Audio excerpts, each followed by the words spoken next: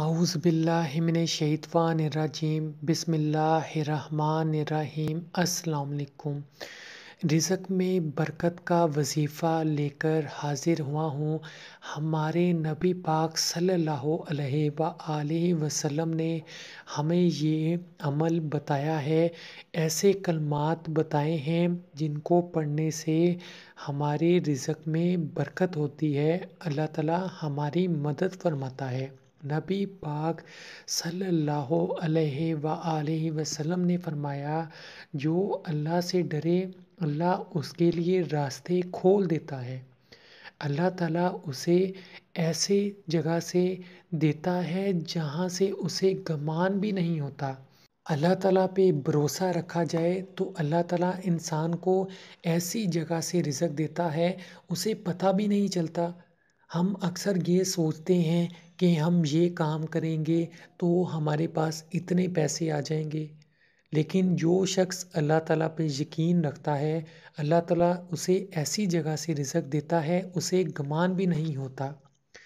حضرت عوف بن مالک رضی اللہ عنہ نبی پاک صلی اللہ علیہ وآلہ وسلم کی خدمت میں حاضر ہوئے اور کہا، میرا بیٹا سالم مشرکین کی قید میں ہے اور میں فاقوں کی حالت میں ہوں۔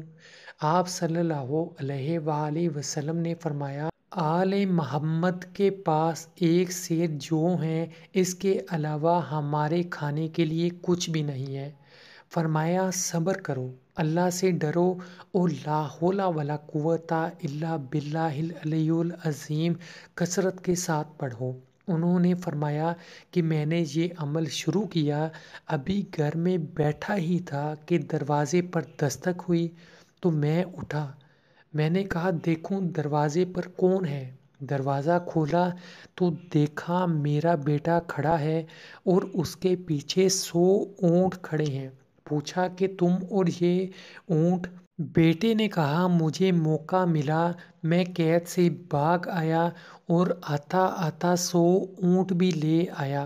وہ تمہیں وہاں سے رزق دے گا جہاں سے تمہیں گمان بھی نہیں ہوتا۔ سبحان اللہ۔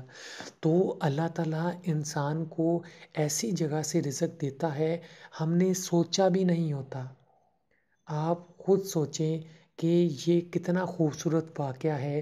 ہمارے نبی پاک صلی اللہ علیہ وآلہ وسلم نے ہمیں طریقہ بتایا ہے کہ اگر ہماری زندگی میں مشکلیں ہیں، رزق میں بے برکتی ہے تو لا حول ولا قوت الا باللہ العلی العظیم اس اسم کو اپنی زندگی کا حصہ بنا لیں۔